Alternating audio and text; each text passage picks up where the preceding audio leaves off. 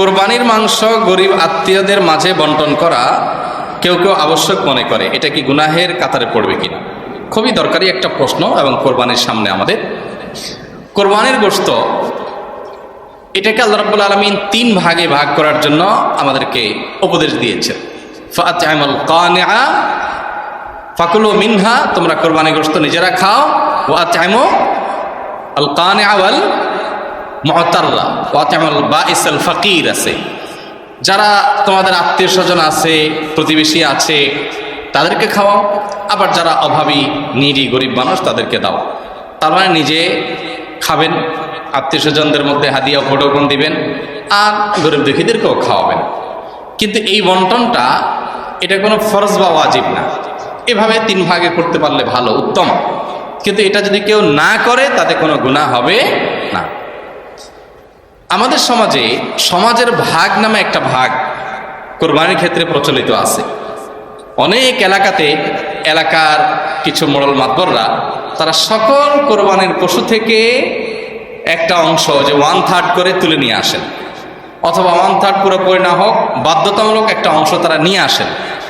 এনে তারা তাদের মতো করে পুরো এলাকাতে বন্টন করেন। অনেক এলাকাতে যে কোরবানি দিয়েছে তাকেও দেয়, যে দেয় নাই তাকেও দেয়।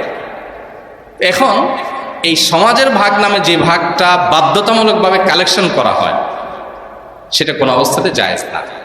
যদি বাধ্যতামূলকভাবে করা হয়, যদি জোরপূর্বক করা হয়। এখন আমার কোরবানির গোশত আমার কাছে নির্দিষ্ট কিছু গরিব আছে জানাশোনা, আমি তাদেরকে একটু দেবো, কোনো গরিবকে একটু বাড়াইয়ে দিব, কাউকে একটু কমাইয়ে দিব। আমার হয়তো আরও দূরে কোনো আত্মীয় আছে, তাকে আমি একটু পাঠাবো।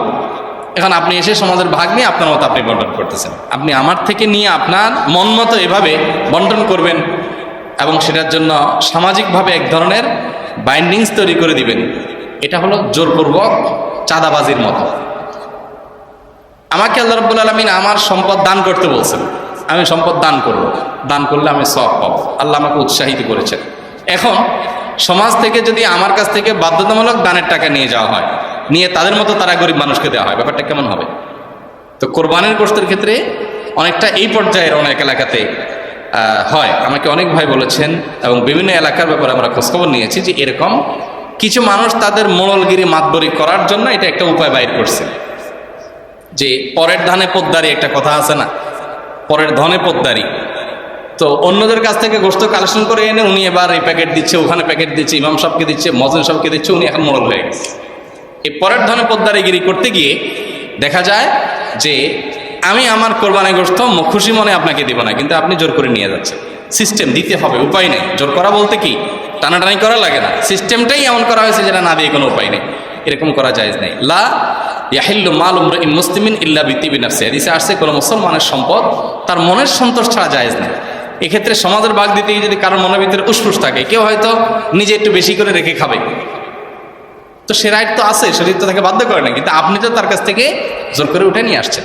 তো এরকমটি করা জায়েজ হবে না। হ্যাঁ, যদি একটা গরুরতে কয়েকজন অংশগ্রহণ করলেন, অথবা একটা ছোট্ট সমাজের কয়েকজন সম্পূর্ণ উইলিংলি তারা নিজেরা খুশি হয়ে দিয়ে কোনো একজনকে দায়িত্ব দেন যে তুমি সবাইকে সমান করে বন্টন করে দাও, বা গরিবরা সব ঘরে ঘরে যায়, তার চাইতে একটা জায়গা রেখে তুমি দিয়ে দাও, সবাই উইলিংলি করেছেন, সেটা অবশ্যই জায়েজ হতে হবে। কিন্তু যেটা বললাম, গ্রামে যেটা হয় বা বিভিন্ন এলাকায় যেটা হয় যে সমাজের নেতারা একসাথে বাইর হয় কয়েকজন মিলে গোশত কালেকশন করার জন্য, দিবা না মানে না দিলে তো সমাজে টিকতে পারবে না, তখন নিরুপায় হয়ে মানুষ দেয়। এরকম চাঁদাবাজি করা জায়েজ নয়। উদ্দেশ্য ভালো হলেও যেহেতু মানুষের অসন্তোষের একটা ভয় থাকে, শঙ্কা থাকে, সেজন্য এটা কি হবে না, জায়েজ হবে না। এরপরে প্রশ্ন হলো, সব কিছুতেই হারাম হালাল বিবেচনা করতে হবে এমন কোনো কথা নেই, এই বাক্যটি কতটুকু যুক্তিসঙ্গত? এটা ওই ব্যক্তির জন্য যুক্তিসঙ্গত যার আল্লাহর প্রতি ঈমান নাই। আল্লাহর প্রতি ঈমান না থাকলে সব কিছুতে হালাল হারাম কেন টানতে যাবে? সে যে ইসলাম গ্রহণ করেছে, ইসলাম মানে আত্মসমর্পণ, নিজেকে পরিপূর্ণভাবে আল্লাহর কাছে সমর্পণ করে দাও।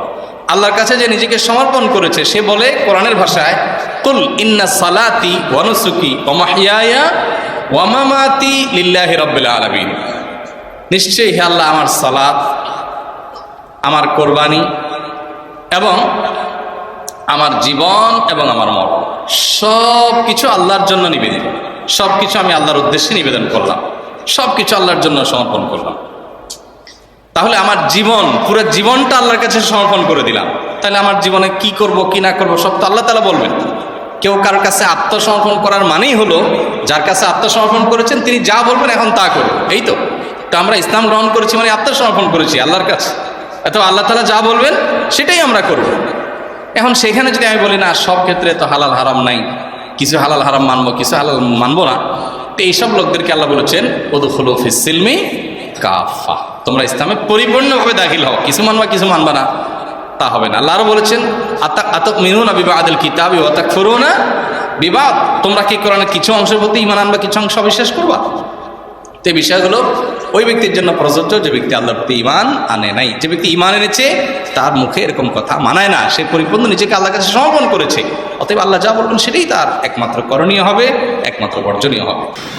যদি দুজন মানুষ একসাথে কোনো পাপের কাজ করে, তার মধ্যে থেকে একজন তওবা করে, তাহলে কি কিয়ামতের ময়দানে অপর ব্যক্তির আমলনামা দেখানোর সময় তওবাকৃত ব্যক্তিকে দেখা যাবে কিনা? দয়া করে জানাবেন। না, দেখা যাবে না। দুই বন্ধু মিলে কোনো পাপ করেছেন, কোনো গুনাহ করেছেন, একজন আপনি আল্লাহ আপনাকে তৌফিক দিয়েছে, আপনি তওবা করেছেন, আপনার বন্ধু তওবা করেনি, এখন বন্ধুর পাপের প্রকাশ আল্লাহ কিয়ামতে ঘটাবেন, যেটা আপনি তওবা করেছেন আপনারটা আল্লাহ তাআলা ঘটাবেন না, কেমন যেন আপনি করেনই নেই। কারণ হাদিসে আসছে আত-তাইবুন মিনায-যামবি কামাল্লা যামবালাহ, যে ব্যক্তি গুনাহ করার পর তওবা করেছে সে যেন গুনাহ করেই নাই, এভাবে আল্লাহ তাআলা মুছে দিবেন, পুরো প্রোফাইল থেকে ক্লিন করে দিবেন, কোথাও কোনো আলামত থাকবে না ইনশাআল্লাহ। এরপর প্রশ্ন হলো, আমি মিলাদ কিয়াম করে অন্তরে প্রশান্তি পাই, আমার চোখে পানি এসে যায় এবং আমি চোখ বন্ধ করলে মদিনার সবুজ গম্বুজ দেখতে পাই, আর আমি এটাকে ফরজ ওয়াজিব অথবা সুন্নাত মনে করি না, তাহলে কি এটা করা আমার জন্য যথার্থ হবে? দেখুন ভাই, মিলাদ কিয়াম কি দাঁড়িয়ে দাঁড়িয়ে দুরূদ পড়লে নেই তো?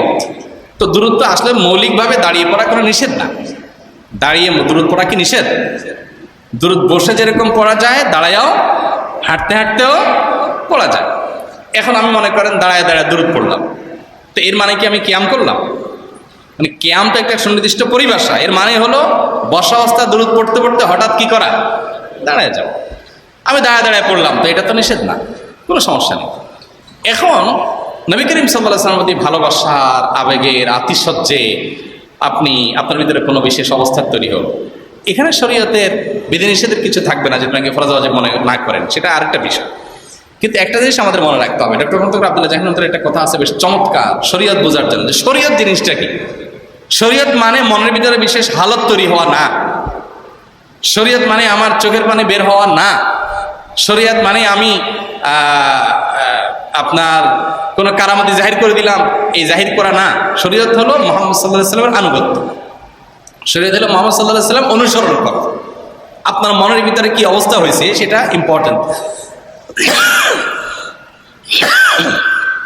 ইম্পর্টেন্ট হলো কি? ইম্পর্টেন্ট হলো আপনি যা করছেন সেটা কোরআন হাদিসে আছে কিনা। আপনি দুরূদ পাঠ করেন, সেটা কোরআন হাদিসে আছে। কোরআন হাদিসে দুরূদ বসে দাঁড়িয়ে পাঠ করার আলাদা কোনো শর্ত দেওয়া হয়নি, আপনি যে কোনো হালতে করেন, কিন্তু বসে করতে করতে একটা পর্যায়ে দাঁড়ায় যেতে হবে। এটাকে যদি আপনি সিস্টেম বানিয়ে নেন তাহলে সেক্ষেত্রে এটাকে দুরূদের সুন্নাহ, দুরূদ পাঠের আদব, দুরূদ পাঠের ক্ষেত্রে শরীয়তের নির্দেশ মনে করলে সেটা বিদআত হবে। আপনি এরকম কিছু মনে না করেন, হাঁটতে হাঁটতে দুরূদ পড়লেন, দাঁড়ায় দুরূদ পড়লেন, কোনো অসুবিধা নেই। মৌলিকভাবে বসে দাঁড়িয়ে দুরূদ করতে কোনো অসুবিধা নাই, কিন্তু এটাকে আপনি আবশ্যক মনে করলে সমস্যা আছে। আর মনের অবস্থা তৈরি হলে আপনার কাছে ভালো লাগে সেজন্য আপনি এটা করবেন, তাহলে এটার নাম শরীয়ত না। শরীয়ত হলো নবী করিম সাল্লাল্লাহু আলাইহি ওয়াসাল্লাম যেটা যেভাবে করতে বলেছেন, যেটা যেভাবে রেখে গেছেন, কোনো কিছুকে জেনারেল রেখে গেছেন উনি, আপনি জেনারেল রাখতে হবে, আপনি এটাকে বিশেষভাবে ফিক্স করতে পারবেন না কোনো পদ্ধতিতে।